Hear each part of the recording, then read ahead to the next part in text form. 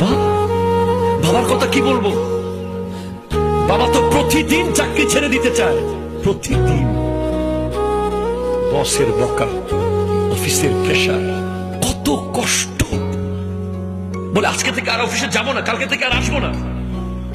আবার বাসায় এসে দেখে ছেলের পরীক্ষার ফিস, মেয়ের বিয়ের সামনে, ঘর ভাড়া, বিদ্যুৎ বিল, পানির বিল। আবার বেচারা কুয়াশার ভিতরে সকাল 7টায় ব্যাগটা নিয়ে রাস্তার পাশে পাশে আসতে চলে যায় অফিসে। মা 10 মাস 10 দিন পেটে রাখে, বাবা 25টা বছর ব্রেইনের ভিতরে ঢুকিয়ে রাখে।